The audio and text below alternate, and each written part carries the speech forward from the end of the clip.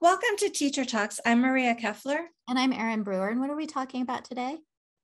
Today, we're going to talk about eating disorders and how eating disorders are very often a comorbid or co-occurring issue with a transgender identification. And also, there's a lot to suggest that transgender identification is just the latest iteration of self-harming. And that's so important. I think people don't understand the connection there. I actually talked to somebody who worked in an eating disorder clinic with young women. A lot of young women who had anorexia nervosa would identify as transgender in order to get the last vestiges of fat removed surgically from their body, and that was their breasts. And the fact that therapists were willing to affirm this instead of recognizing that this was just another way to get fat removed from their bodies really suggests how deeply entrenched this ideology is. Well, and we know that testosterone also, when women take testosterone, it redistributes their fat. It can help them to lose weight. It can help them to have more of that sort of triangular masculine shape as opposed to the hourglass figure. And that's problematic. We don't want to see girls taking testosterone just in order to, as you said, lose a little bit of extra fat.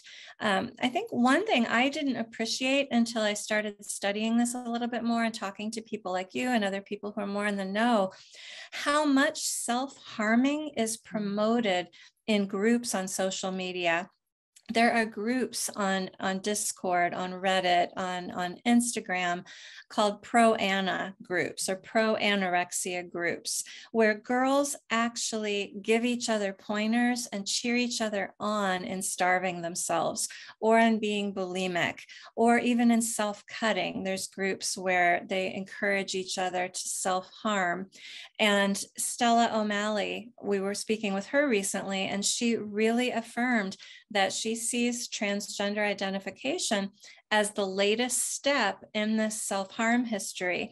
You know, we had anorexia that kind of popped up in the 60s and 70s. And after that, it was followed by bulimia.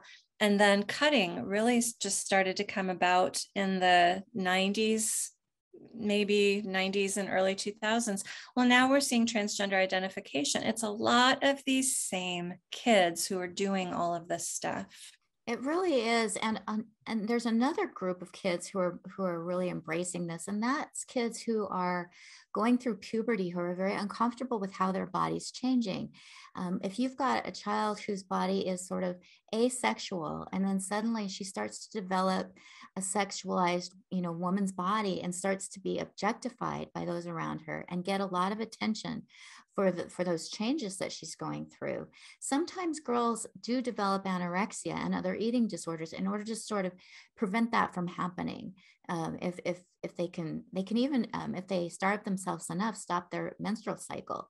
And so we already know that anorexia tends to hit young teenage girls because that's a time when they're very uncomfortable with how their bodies are changing. And a lot of it is because of the attention that they're getting. And on the surface, maybe somebody would say, well, what's wrong with that? And maybe you can address what is wrong with that? What's wrong with a girl wanting to stop her body from developing into a woman's body? Well, our bodies are finely tuned. All of our systems, our endocrine system, our nervous system, our circulatory system, they're all intertwined with each other and they run very, very well as they're made to run. But when we start introducing drugs, when we start introducing changes that are not natural to our bodies, there are always side effects. Any drug we take has side effects. Even taking aspirin, if you take too much, you can end up damaging your stomach. You can end up with problems that you didn't anticipate.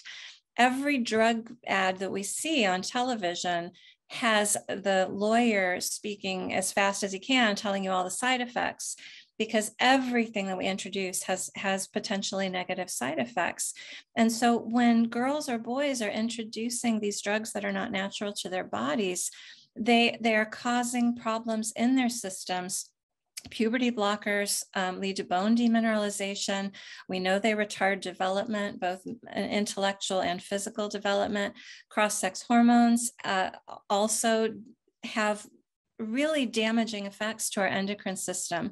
And when you see kids, young adults who've been on these cross-sex hormones for a while come off of them, many of those effects do not go away. And so why would we be introducing drugs to an otherwise healthy body? Why would we be affirming behaviors which are damaging? We would never encourage girls to develop anorexia or bulimia. We would never encourage people to cut themselves. Why are we encouraging them to develop transgender identities? It makes no sense. It's not healthy.